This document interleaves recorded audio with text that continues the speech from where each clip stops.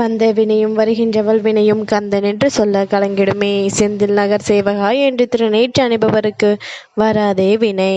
சிங்கார வேலனுக்கு அரோகரா. என் தங்கமே, நான் வருவேன் உனக்காக, கலங்காதே. இதுவரை கண்ணீரை மட்டும் கண்ட நீ இனி உன் வாழ்க்கையில் அற்புதங்களை காண்பாய். இனி வரும் நாட்களில் நிம்மதியுடன் ஆனந்தமாக வாழப் போகின்றாய். எல்லோரும் கைவிடும் வேளையில் ஓ முருகா என கூப்பிடு, உடனே வருவேன். உன் மிகப்பெரிய ஆசை நிறைவேறப் போகிறது. இனி உன் வாழ்வில் ஏற்றங்கள் மட்டுமே. என் தங்கமே, பூஜை விரதம் இவையெல்லாம் முருகனுக்கு செய்தால்தான் முருகன் அருளும் ஆசிர்வாதமும் உனக்கு கிடைக்கும் என்று எண்ணி விடாதே.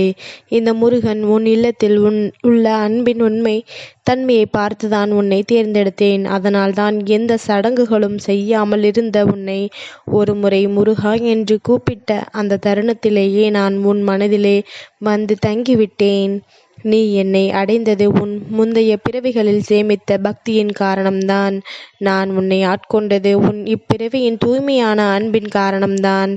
இனி இந்த பந்தம் எப்போதும் உடையாது. உன் மனதில் நீ நேசிக்கும் உறவுகள் ஒரு கட்டத்தில் மாறுபடுகின்றார்கள். அவர்கள் சுயநலமாக எடுக்கும் முடிவு உன் உறவுகளை பாதிக்கும். ஆனால் இதைத்தான் நான் உனக்கு பல முறை உணர்த்தியுள்ளேன். வாழ்வில் உன் கடமைகளை செய்து இறுதியில் நீ என்னை வந்து அடைவதுதான் உன்னுடைய நோக்கமாக இருக்க வேண்டும். இது போன்ற இடையில் மாறும் மனிதர்களுக்காக நீ தவிக்கக்கூடாது. உன் ஆன்மா சுதந்திரமாக இருக்க வேண்டும். உன் வாழ்வில் இது போன்று 2ஆம் முறை நடந்து முடிந்துள்ளது. இவை உனக்கு பற்றற்று இருக்கும் பாடத்தை மீண்டும் உணர்த்தியுள்ளன. இந்த முருகன் உனக்கு தரும் ஞானத்தை பெற்றுக்கொள். என் தங்கமே, நான் உன்னிடத்தில் கேட்கும் ஒரு காணிக்கை, அது என்றுமே மாறாத நம்பிக்கை. நான் உனக்கான பாதை அமைத்து திசையை திருப்பும் போது நீ நம்பிக்கை இழந்து வேறு பாதைக்கு செல்கின்றாய். எவை எதற்காக நடக்கின்றன என்று புரிந்து கொள்ளாமல் பாதை மாறாதே. என் மீது நம்பிக்கை வைத்து நீ தொடரும்போது வாழ்வை மாற்றும் வாய்ப்பும் நிச்சயமாக வரும். இவ்வளவு நாள் நீ பட்ட கஷ்டத்திற்கான பலனை அடையாமல் நீ விட்டு செல்வதனால் எந்த மாற்றமும் நிகழாது. நீ வீழ்ந்த இடத்தில் உன்னை உயர்த்துவேன். எல்லாம் நன்மையாக மாறும். நல்லதே நடக்கும். எவ்வளவு பெரிய புயலாக இருந்தாலும் அது சில மணி நேரங்களில் கடந்து விடுகிறது. அதுபோல எவ்வளவு பெரிய துயரமாக இருந்தாலும் அது சில நாட்களில் கடந்துவிடும்.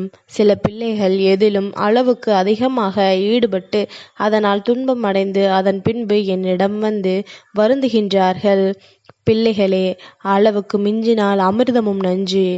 அது எல்லாவற்றிற்கும் பொருந்தும். உணவு, உறவு, நட்பு, கேளிக்கை, முதலீடு, பேச்சு என எல்லாவற்றிலும் அளவுக்கு அதிகமாக சென்று நடுக்கடலில் சிக்கிய படகு போல் தவிக்கின்றார்கள். இந்த பழக்கத்தை மாற்றுங்கள். எல்லாவற்றையும் ஒரு அளவிற்குள் கொண்டு வர முயற்சி செய்யுங்கள். உங்கள் மனநலம் மற்றும் உடல் நலம் உங்களுக்கு மிகவும் முக்கியம். அதற்கு முன்னுரிமை கொடுங்கள். எதிலும் எளிதில் திருப்தி அடைய முயன்று பாருங்கள். இது போதும் எனக்கு, இதில் நான் திருப்தியாக உணர்கின்றேன் என்று நினைக்கும்போது எதுவும் அளவுக்கு அதிகமாக தேவைப்படாது. என் தங்கமே, நீ உழைத்த ஒவ்வொரு துளியும், உன் வியர்வை வழிந்த ஒவ்வொரு நொடியும் அந்த வீட்டில் இருந்தவர்களால் அனுபவிக்கப்பட்டது. ஆனால் உனக்காக ஒரு துளி அளவு கூட அவர்கள் திருப்பி தரவில்லை. மாறாக உனக்கு எதுவும் இல்லை என்று சொல்லி உன்னை அந்த வீட்டிலிருந்து வலுக்கட்டாயமாக விரட்டி விட்டார்கள். அது உனக்கு மிகுந்த வேதனையாக இருந்தாலும் என் தங்கமே, அவர்கள் உன்னை வெளியேற்றியதுதான் உன் வாழ்வின் பெரும் உயர்வுக்கான முதல் படியாகும். அவர்கள் தந்த துன்பம் உன்னை உடைக்க அல்ல, உன்னை உருவாக்கத்தான். இன்றைக்கு நீ வலியோடு நினைக்கும் அந்த நிகழ்வுகள் நாளை எதுவும் இல்லை என்று சொன்னவர்களுக்கு முன்னால் உன் உழைப்பால் உயர்ந்து வரும் அந்த முன்னேற்ற நாளை அனைவருக்கும் காட்டுவேன். அதுவரை அமைதி கொள். உன் பொறுமை வலிமையின் சான்றாக மாறும். தேவையில்லாமல் எதையும் நினைத்து வருத்தப்படாதே. நீ சிந்திய கண்ணீருக்கு நிச்சயம் உனக்கு பலன் கிடைக்கும். உனக்கு பிடித்த மாதிரி வாழ்க்கை அமையும். என்னை நம்பு, என்னை மட்டுமே நம்பு. என் தங்கமே, உலகம் உன்னை எப்போதும் பயமுறுத்தி கொண்டே இருக்கும். சிலர் உன் நேர்மையையும் உண்மையையும் பலவீனம் என்று நினைப்பார்கள். ஆனால் நினைவில் வை, மலையிலிருந்து ஓடும் தண்ணீர் போல் தூய்மையாக வாழ்பவருக்கு பயம் எதுவும் நிலைக்காது. உன் மனது யாரையும் ஏமாற்றவில்லை, யாரையும் கெடுக்க நினைக்கவில்லை. அதுவே உன் பெரிய பலம். பயம் என்பது வெளியில் இல்லை, அது உன் உள்ளத்தில் தோன்றும் ஒரு நிழல். அந்த நிழலை ஒளி போல் கரைப்பது நான் தான், உன் முருகன். எனது திருவடிக்குள் சாய்ந்து நான் உண்மையோடு வாழ்கின்றேன் என்று தினமும் சொன்னால் அந்த பயம் கரையும் என் தங்கமே. புலம்பி அழுவது அப்பாவிற்கு கேட்கிறது. முருகா, நான் புதிதாக வினை ஒன்றும் செய்யவில்லை. ஆனால் பழைய கர்ம வினைகள் தீர்ப்பது இவ்வளவு கடினமாக இருக்கின்றதே. ஒன்று போனால் ஒன்று வருகின்றதே. அவ்வளவு கர்ம வினைகளை சேர்த்து வைத்துள்ளேனா என்று கேட்கின்றாய். என் தங்கமே, உன் புரிதலே புதிதாக உன்னை எந்த வினையும் செய்யவிடாமல் காக்கிறது. இந்த பிறவியில் நீ வினைகளை வெகுவாக குறைக்கும் அளவிற்கு உனக்கு பல புரிதல்கள் எழும்புகின்றன.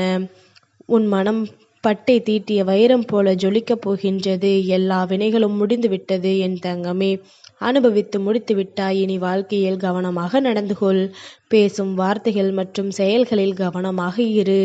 உன்னை நான் 8 திக்கிலும் காத்து கொண்டிருக்கின்றேன் என் தங்கமே. உன் வாழ்வில் அற்புதங்கள் நடக்க ஆரம்பித்து விட்டன. பல வருடமாக காத்திருந்தாய். அதை இப்போது பெறப்போகின்றாய். உன் மனதில் நினைத்த நல்ல எண்ணங்கள் நடப்பதை நீ உணர ஆரம்பித்து விட்டாய்.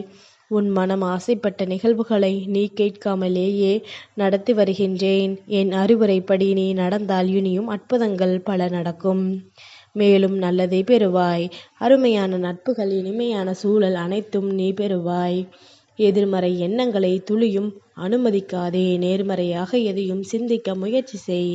பேராசையின்றி பெறுவதில் மற்றவர்களுக்கு பகிர்ந்திடு. அனைத்தும் நன்மையாகவே முடியும். கவனமாக இரு என் தங்கமே. புதிய முயற்சிகள் வெற்றி தரும் காலம் ஆரம்பிக்கின்றது. நிறுத்தி வைக்கப்பட்ட திட்டங்களை மீண்டும் தொடங்க முயற்சி செய்வாய். அதில் வெற்றி கிடைக்கும். மறைவாக இருந்த தகவல்கள் உன் கண்களில் இப்போது தென்படும். இதன் பிறகு பொருளாதாரத்தில் உயர்வு உண்டாகும். உன் திறமைக்கான நட்பரிசு கிடைக்கும். சுப செய்திகள் வரும். மனதில் மகிழ்ச்சி உண்டாகும். உன் விரதத்தின் பலன்கள் கிடைக்கும் காலம் இதுவாகும். மனதை மகிழ்ச்சியாக வைத்து நீ எடுக்கும் முயற்சிகள் வெற்றி தரும். நன்றி சொல்ல என்னிடம் நீ விரைவில் வருவாய். உன் பிரார்த்தனைகள் ஏற்றுக்கொள்ளப்பட்டது. அதற்கான அறிகுறிகள் உனக்கு தென்படும்.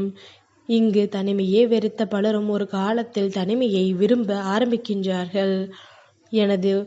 என்னுடைய என்று எல்லாவற்றையும் சேர்த்து கொள்ள முயன்றவர்கள் எதுவுமே வேண்டாம் என்று தனிமையே போதும் என்ற நிலைக்கு வாழ்வின் பல சூழல்களால் தள்ளப்படுகின்றார்கள்.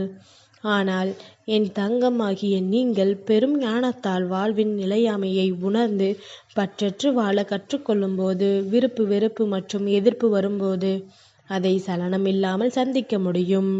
தனிமையில் இருந்தாலும் கூடியிருந்தாலும் என்னுடைய நாமத்தை சொல்லிக்கொண்டே என்னோடு இணைந்து இருக்க முடியும். என் தங்கமே, எல்லா பிரச்சனைகளோடும் போராடி கொண்டே இருப்பது தீர்வாகாது. சில பிரச்சனைகளை அதன் போக்கில் விட வேண்டும். அதனை இழுத்து பிடித்து தீர்க்க முயன்று இன்னும் பெரிதாக்கிக் கொள்கின்றார்கள் சிலர். அதை பொறுமையாக விட்டால் தானாக தீரும்.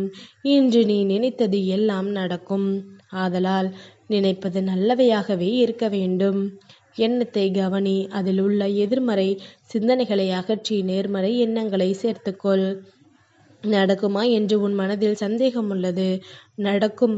என்னை வணங்கு, நான் நடத்தி தருவேன் என் தங்கமே. கடவுளை பிடித்துக்கொள் என்றால் கடமையை விட்டு ஓட நினைக்கின்றனர் சிலர். ஆனால் அது கடவுளை அடையும் வழி இல்லை. உன் கர்மாவை தீர்க்க பிறப்பெடுத்தாய். அதை தீர்க்க கடமையை செய்ய வேண்டியது அவசியம். கடமையை பற்றற்று செய்யும் போது என்னை அடைகின்றாய். நன்றாக இருக்கும்போது நான் என்ற ஆணவத்தால் சிலர் முடிவுகள் எடுக்கின்றனர். அப்போது நான் யாரோ ஒருவர் மூலம் அவர்களுக்கு உணர்த்தினாலும் அலட்சியம் செய்து விடுகின்றனர். பின்பு துன்பத்தில் தவிக்கின்றார்கள்.